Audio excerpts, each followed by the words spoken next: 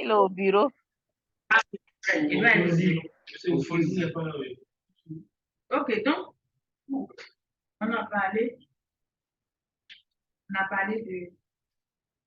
des tentatives ou des actions de lutte contre le changement climatique jusqu'en 1994 avec la naissance de la Convention cadre des Nations Unies sur le changement climatique. Il y a eu les rapports du GIEC, un certain nombre de choses, il y a eu le fer. Donc, on va voir ce qui s'est passé à partir de 1995 jusqu'à la conférence de Nairobi en 2006.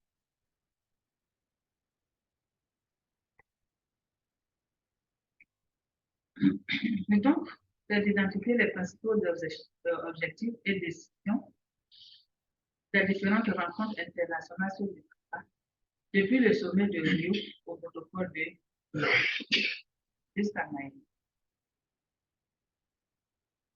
Et donc, on va voir d'abord les conférences sur le climat de 95 à 96. Ensuite, on va voir les conférences sur le climat de 2001 et on va parler aussi d'action contre le changement climatique de 2005 à 2006. Il y a des années pour lesquelles on ne va rien dire parce que, bon, soit il n'y a pas eu de fait majeur. Et donc, les mesures prises à Rio en 92 dans la lutte de la communauté internationale contre les changements climatiques n'ont pas eu grand effet sur les émissions de gaz à effet de serre.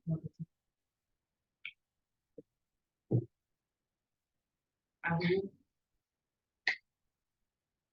on a vu qu'il y a des pays qui peuvent s'arrêter, il y a des pays qui peuvent financer ailleurs.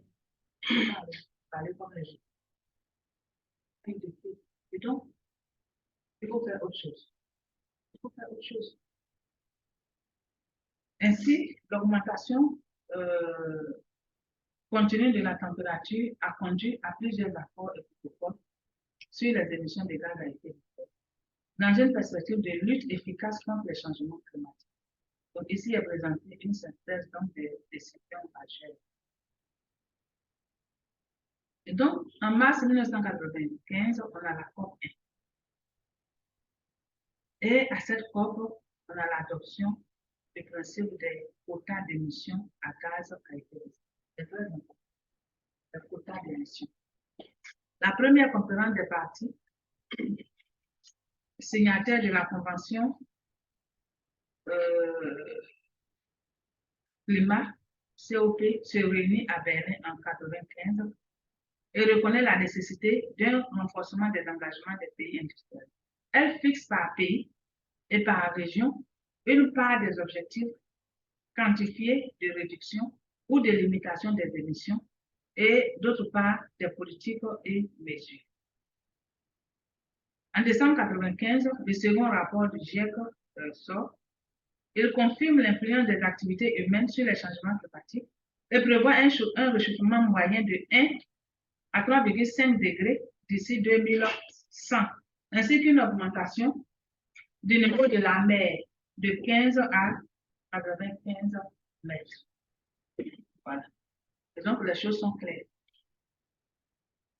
En 1997, la 19e session extraordinaire de l'Assemblée générale des Nations unies, dite Rio +5, fait le point sur les engagements pris à Rio 5 ans auparavant et constate le désaccord entre l'Union européenne et les États-Unis sur la réduction des gaz, disons, de l'émission des gaz à effet de serre. Et donc, en décembre 1997, le protocole de Kyoto voit le jour. La troisième conférence des Nations unies sur les changements climatiques adopte le protocole de Kyoto.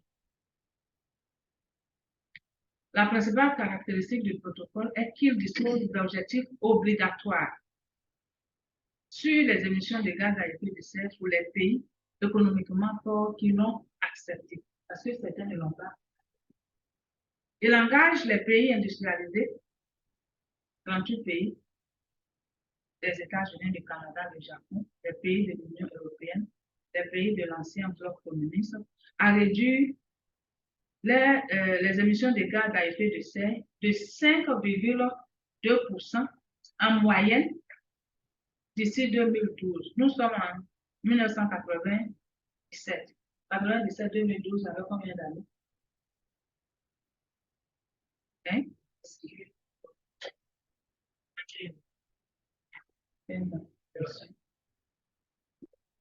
Donc, par rapport à leur niveau de 1990. Donc, voici un peu ce que le protocole de Kyoto a fixé aux États. Donc, les engagements varient d'une nation ou d'un État à un autre. L'Union européenne, la Suisse, les pays d'Europe centrale et orientale doivent réduire les émissions de gaz à effet de 8%. Le Canada, 6%. Les États-Unis, 7%. La Hongrie, le Japon, la Pologne, 6%. L'Ukraine, ils doivent stabiliser. Ça, c'est ce qu'on appelle des objectifs palpables. Sinon, depuis qu'on parle, il faut réduire, ça n'avait pas de concret.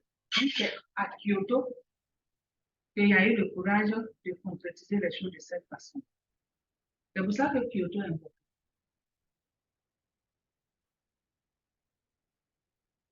Et donc, au niveau du protocole de Kyoto, il y a des mécanismes qui ont été mis en place. Des mécanismes de flexibilité. Donc, on a le commerce de droits d'émission, on a la mise en œuvre conjointe et il y a le mécanisme de développement. Donc, je pense que vous avez déjà beaucoup entendu parler de ce mécanisme de développement propre. Donc, le commerce de droits d'émission ou emission trading, les limites donc sur les émissions de gaz à effet de serre posées par le protocole de Kyoto sont un moyen d'assigner une valeur monétaire. Donc, maintenant, on parle de valeur monétaire. Une valeur monétaire à l'atmosphère terrestre partagée. Les pays industrialisés qui ont des objectifs obligatoires d'émission à respecter, mais certains peuvent faire mieux. Donc, on peut faire mieux. Le protocole permet ainsi aux pays ayant épargné des unités d'émission permises mais non utilisées, à vendre cet excès aux pays ayant dépassé leurs objectifs. Le marché du carbone est flexible mais réaliste. Donc, ce marché est né. Et je pense qu'il y a un autre qui va exposer sur ça.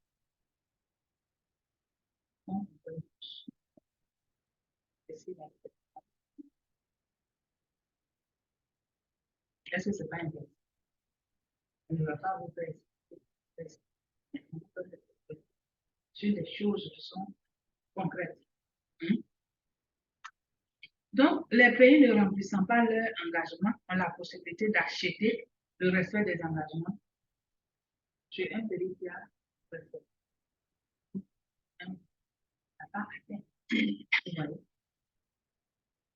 Plus le coût est élevé, plus ils sentent la pression d'utiliser l'énergie de manière plus efficace, de faire des recherches et de promouvoir le développement de sources alternatives d'énergie qui ont peu ou pas d'émissions. Donc, si vous voyez que dans les pays occidentaux, ils font des recherches, des programmes de recherche innovateurs avec des puces sans carburant qui marchent peut-être avec l'énergie éolienne, par exemple. Toutes ces choses-là.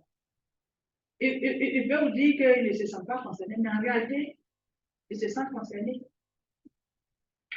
Parce qu'ils vont payer cher à d'autres États. Donc, soit tu acceptes de respecter, soit tu acceptes de payer cher à la Côte d'Ivoire qui n'a même pas atteint. Par exemple, la Côte d'Ivoire de notre pays, 8% PNL. Oui, mais à tes combien de Côte d'Ivoire a été seulement. Les 2 000, les 7 700 venez payer. Vous voyez ce que je veux dire? Voilà. C'est pour ça qu'il fallait une base commune standardisée pour mesurer les gaz à effet de serre.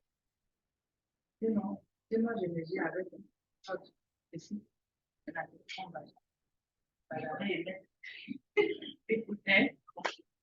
Voilà. Donc, les pays obtiennent des crédits, unités d'absorption, en réduisant leur émission de gaz à effet de serre par la plantation ou par l'extension de forêt. Ils peuvent réaliser des projets d'application conjointe avec d'autres pays développés en général,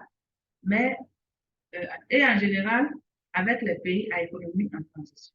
Ils leur impliquent le financement d'activités de réduction d'émissions dans les pays en voie de développement et ainsi développent des projets au titre du mécanisme de développement. Les crédits obtenus de cette manière peuvent être rachetés et vendus sur le marché des émissions ou épargnés pour une utilisation future. Donc, vous voyez que là, le marché du carbone est c'est fini. On vend maintenant le carbone. Là, on ne vend pas le carbone, la réduction des émissions. Parce que c'est ça. C'est quand tu réduis là que tu gagnes de l'argent. Si tu ne réduis pas, parce que c'est ce que tu n'as pas atteint là, c'est ça on vient payer. Bon, vous avez rien d'expliqué. Est-ce que je ne vais pas changer? L'atmosphère, donc, parlant de mécanismes, j'avais parlé de 3 mécanismes, j'ai parlé de commerce de carbone, et plus de quoi? Des mécanismes de développement propre.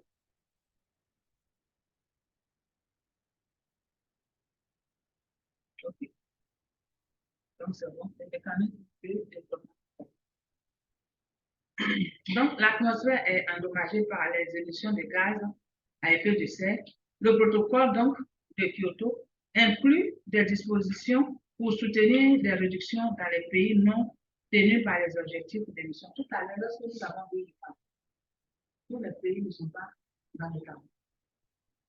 Donc, il y a des pays qui ne sont pas dans le tabou. Hein? Donc, le mécanisme de développement propre fonctionne de la manière suivante. Les pays industrialisés payent pour des projets qui réduisent ou évitent des émissions dans les nations moins riches et sont récompensés plutôt de crédits pouvant être utilisés pour atteindre leurs propres objectifs d'émission. Donc, la Côte d'Ivoire, par exemple, n'a pas de contraintes. Les États-Unis peuvent venir planter de l'arbre. Et en fonction du carbone qui sera séquestré par cette plantation d'arbres, on va déduire cela de leur émission de gaz à effet de serre dans l'atmosphère. Les pays donc receveurs bénéficient gratuitement de technologies avancées qui permettent à leurs usines ou leurs installations générant donc de l'électricité d'opérer de manière plus efficace. Tout ceci est à bas coût et génère des profits élevés. L'atmosphère est autant plus épargnée car les futures émissions sont plus faibles que prévues. Si ça marche correctement, le mécanisme de développement propre donc intéresse aussi bien les pays riches que les pays pauvres et des mesures ont été prises pour le rendre opérationnel avant même l'entrée en vigueur du protocole de Kyoto. Il est particulièrement rentable et offre un degré de flexibilité aux pays développés essayant d'atteindre leurs objectifs. Donc, on nous dit, comme vous n'avez pas beaucoup d'émissions, c'est très faible, nous, on va venir développer des projets chez vous. Et en fonction de la capacité de séquestration de ces projets-là, on va nous donc déduire cela de notre émission de carbone. C'est parce qu'ils sont trop développés qu'ils ne peuvent pas passer des arbres chez eux là pour le faire ou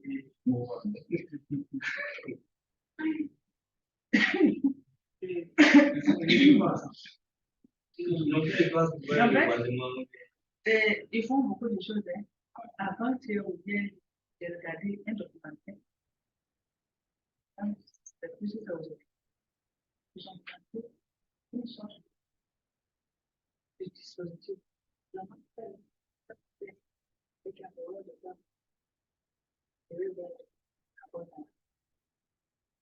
ils travaillent. Mais, vous voyez, souvent, les projets aussi, c'est que ne viennent pas d'acheter. Pourquoi? Parce qu'ils ont besoin de suivre. Ils ont besoin de souvent chez nous.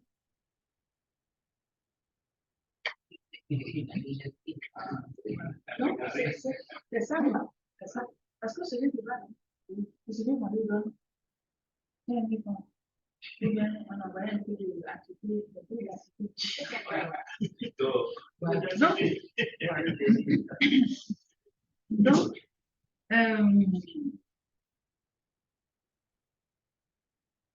ok.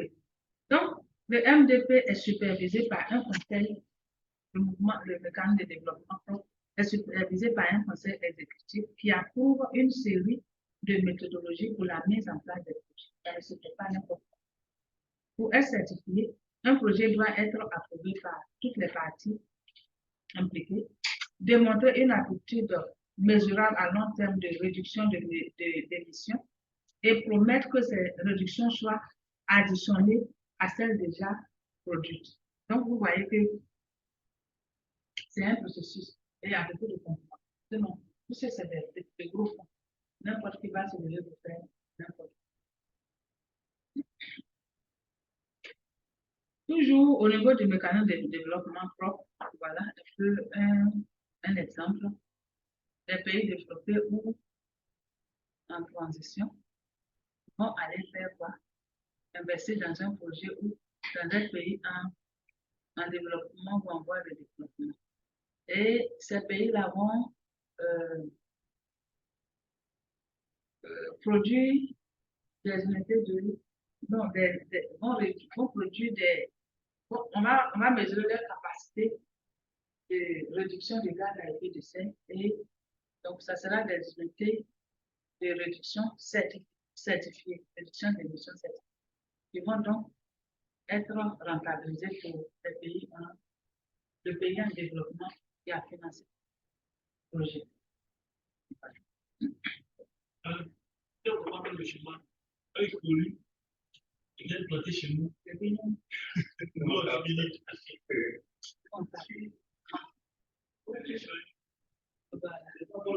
Mais à l'échelle de la technique, quand ils viennent, ils nous montrent aussi la technique.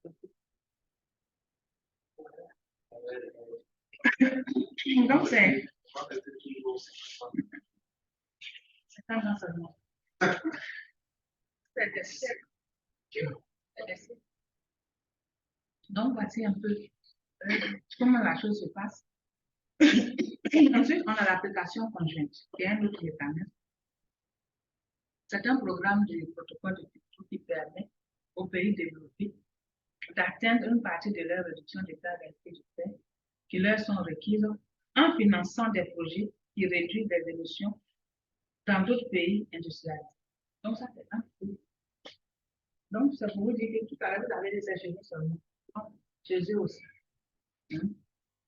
Et donc, concrètement, ce projet consiste donc à construire des installations dans les pays d'Europe de l'Est et de l'Est de l'Union soviétique, également un pays économique en transition. Ces projets sont financés par les pays d'Europe occidentale et d'Amérique du Nord. Les gouvernements offrant leur appui reçoivent des crédits qui peuvent être utilisés pour leur objectif d'émission. Les pays receveurs gagnent en investissement étranger et en technologie avancée, mais pas en crédit pour leur objectif d'émission. C'est-à-dire qu'eux-mêmes, par exemple, je pense l'Ukraine. Si l'Ukraine avait ses propres contraintes par rapport au protocole de Kyoto, c'était de quoi déstabiliser. La France va développer un projet en Ukraine et la capacité de séquestration du carbone à ce que la haine a viré. Et puis, ils arrivent vraiment à séquestrer. Le carbone séquestré, donc les certificats qui vont leur être trouvés, ça ne va pas agir sur eux-mêmes euh,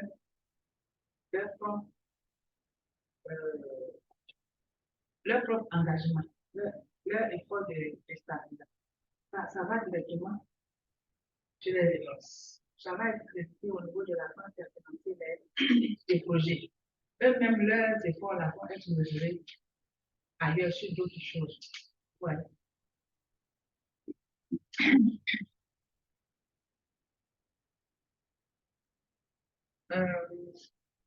Ok, donc, le système a des avantages de flexibilité et d'efficacité. L'application conjointe et le mouvement des mécanismes de développement sont des opérations d'application similaires et compliquées. Afin donc d'obtenir le feu vert pour des projets d'application conjointe, les pays industrialisés doivent remplir les conditions du protocole de Kyoto. Voilà. Sur les inventaires exacts des gaz à effet de serre, sur les registres détaillés d'unités et de crédits d'émission, ces étapes sont aussi requises pour le commerce international sur le marché du carbone. Ça ne se peut pas informellement. Et un pays qui n'a pas, qui ne remplit pas, qui n'est pas dans le traité, ne peut pas se permettre de tout. Et c'est ça qui va contraindre beaucoup de pays à Kyoto. Voilà. Parce que si tu n'as pas signé Kyoto, tu n'as pas concerné. Ça veut dire que ce n'est pas grave. Tu ne peux pas agir de cette façon. Donc, il y a beaucoup de pays qui sont venus après signer le protocole de Kyoto. Ok. Quelle heure est-ce? 7h. 7h.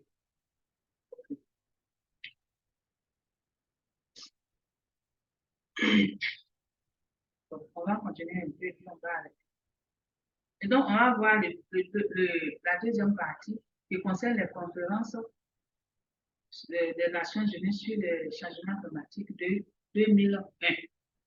En 2001, en mars 2001, il y a le refus de limitation des gaz à effet de serre par les États-Unis. Vous voyez, on est étonné. Jusque-là, on a pensé que tout rentrait de sa. Et puis on arrive en 2001, les États-Unis deviennent bizarres.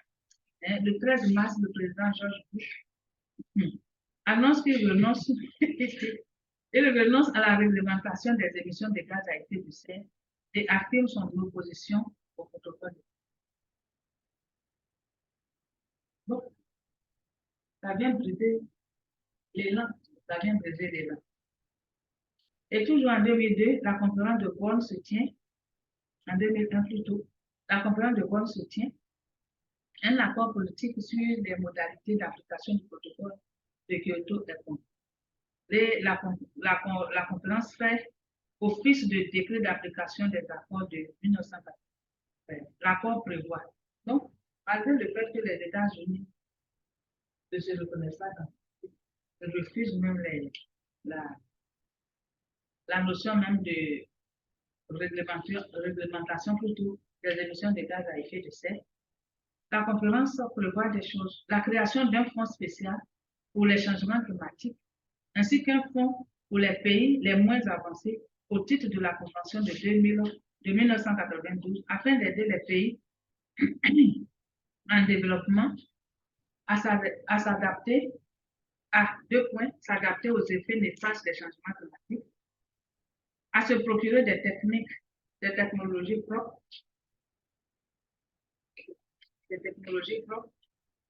à limiter l'augmentation de leurs émissions de gaz à effet de serre. Généralement, la plupart des pays, surtout en voie de développement ou sous-développés, ont beaucoup d'émissions. Mais on en a quand même. Parce que pourquoi? Le plus souvent, nos voitures, la plupart de nos voitures, voilà, ce sont des voitures électriques. Parce que pourquoi? La vie le nom, pour le voir.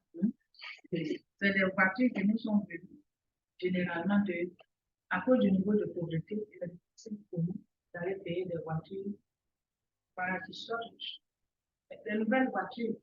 Voilà. Et donc, on émet quand même. Donc, cet accord aussi prévoit la création d'un fonds d'adaptation pour le financement des projets et de programmes spécifiques d'adaptation. Prévoit que le crédit que les pays développés peuvent tirer des puits de carbone et les activités pouvant être prises en compte seront la restauration du couvert végétal et la gestion des forêts, des terres cultivées et des pâturages dans les pays en voie de développement. Donc, pour nous, là, c'est ciblé. C'est la restauration du couvert végétal, la gestion des forêts, la gestion des terres cultivées, la gestion des pâturages et tout, quoi. C'est ça. C'est essentiellement ça. Donc, c'est un peu comme c'est au niveau de l'agriculture. Et puis, un peu la forêt. Oui, l'élevage aussi. Voilà. Et aussi prévoir les règles de fonctionnement du mécanisme de développement propre. Parce que c'est vrai, on a parlé de mécanisme de développement propre. Comment ça va se faire concrètement? Donc, il faut définir les règles de fonctionnement, permettant donc aux pays développés d'investir dans les pays en développement, dans des projets sans effet néfaste sur le climat et d'obtenir un crédit pour les émissions ayant été évitées grâce à ces projets. Ces projets d'efficacité énergétique, d'énergie renouvelable et de pluie forestière peuvent être pris en compte au titre de ce mécanisme, tandis que les parties développées doivent s'abstenir d'utiliser le nucléaire au titre du mécanisme de développement. Un conseil exécutif a été mis en place pour surveiller le fonctionnement de ce mécanisme. À Bonn, toujours, il a été aussi décidé de la mise en place d'un comité d'observance comprenant une branche facilitatrice et une branche coercitive qui sera chargée de surveiller le respect des engagements par les parties. Donc, il faut aussi sanctionner, il faut surveiller et il faut prendre quelques sanctions.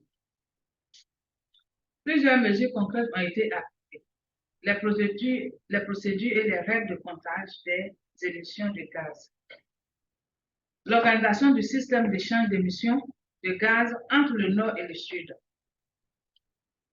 Un pays industrialisé est ainsi autorisé à soustraire la quantité de gaz qu'il aide à réduire dans un autre pays de son compte global.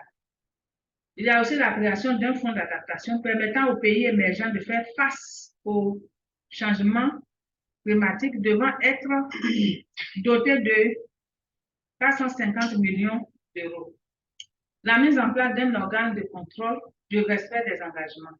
Dans le cas où un pays ne respecterait pas ses engagements, il serait alors exclu du système d'échange entre les pays. Cette conférence constitue le premier pas en matière de réalisation d'une réglementation internationale contraignante en matière environnementale. Donc, si vous voyez que j'ai développé un peu plus, c'est important.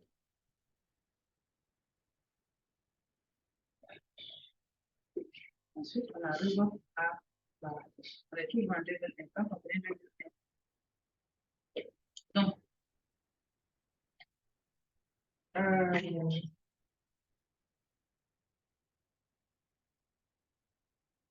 à Marrakech, donc, s'est tenue la 7e conférence sur sur les changements climatiques et un accord est trouvé.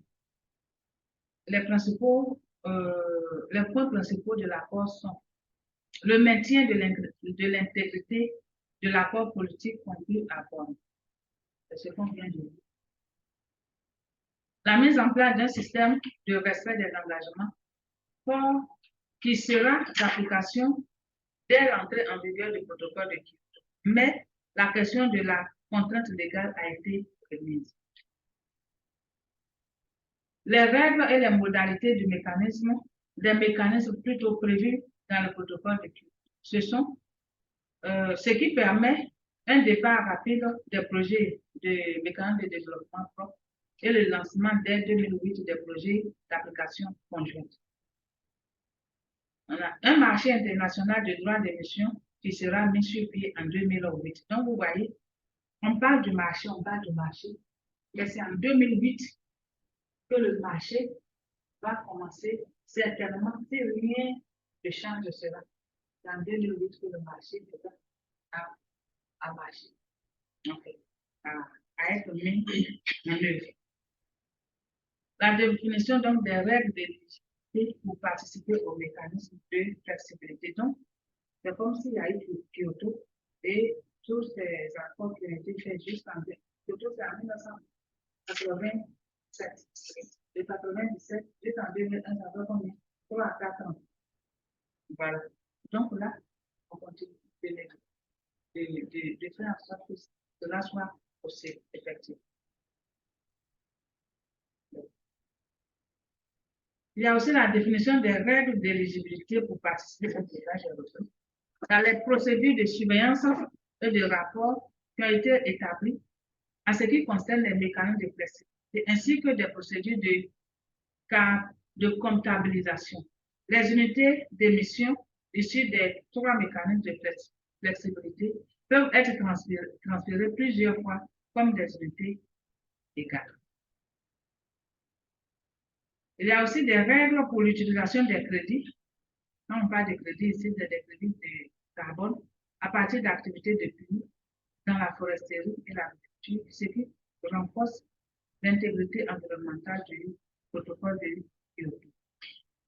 Il y a aussi un ensemble de décisions pour les pays moins développés vulnérables aux effets du changement climatique qui prévoit l'octroi des ressources nécessaires dans les prochaines années pour les aider à construire leur capacité à adapter leurs économies aux inévitables effets des changements climatiques. Au moins, à partir du moment où on dit, c'est comme si on fait exprès pour ne pas respecter ces engagements de réduction. Et puis bon, on sait que la chose va se compliquer et donc il y a des effets inévitables. Bon. Et donc, voici un peu ce qui se passe. Voici un peu ce qui se passe. Et puis, voilà, vous pouvez voir ce qui se passe au niveau des corps. Là, c'est des résumés. Donc, vous pouvez même aller dans vos recherches, rentrer en compte. Et avec les sujets, je pense que je vais vous donner. Parce qu'aujourd'hui, on ne va avoir ce cours. Mais, donc, c'est un peu ça. On va continuer le jeudi. Si vous avez des questions, rapport de marathon 2020. Rapport de marathon. Est-ce qu'il y a des questions? Ou bien est-ce qu'il y a des commentaires? Des contributions? Madame, moi j'ai une question. Ok. Si la réduction des gaz à effet de serre dans les pays industrialisés, s'ils réduisent leur production de gaz à effet de serre, est-ce que ça ne va pas jouer sur leur économie? Sur quoi? Leur économie? Sur eux-mêmes leur économie? Vu que les États-Unis ont en 2001. Vous avez compris. C'est-à-dire que si les États-Unis réduisent leur émission de gaz à effet de serre, ils pourraient ne plus être la première puissance. C'est ça, non? Ah oui? Oui, mais c'est pour ça que là-bas, la recherche ne dort pas. Les gens réfléchissent parce qu'il y a une obligation de réduction. Si nous ne voulons pas que la fin, enfin, ce qu'on appelle entre guillemets la fin du monde, arrive et qu'on soit exposé par exemple à des maladies bizarres au fur et à mesure, il faut qu'on parle des réductions. Il faut qu'on parle des réductions. Les États-Unis sont la première puissance mondiale.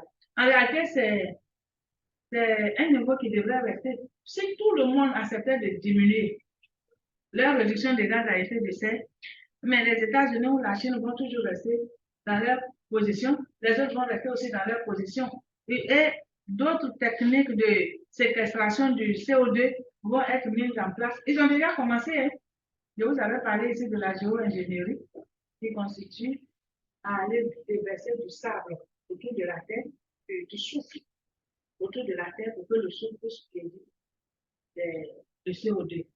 Mais les scientifiques se demandent quel sera l'effet de ce chiffre-là plus tard sur la qualité de l'environnement et sur la vie humaine. Donc, pour cela, les gens essaient de retarder cette possibilité-là. Ils construisent des choses, voilà, pour pouvoir séquestrer le carbone. Donc, les gens sont au laboratoire. Il y a beaucoup de choses qui se font au laboratoire. Donc, je pense que les États-Unis, ils ont fini quand même par ratifier, je crois, Kyoto. On le verra certainement plus tard. Et c'est une obligation, on est ensemble. Et chacun doit faire des efforts. C'est comme ça. Ok, maman. Merci, maman. Ok, donc s'il n'y a pas de questions, on va se dire au revoir. On va le jeudi. C'est bon?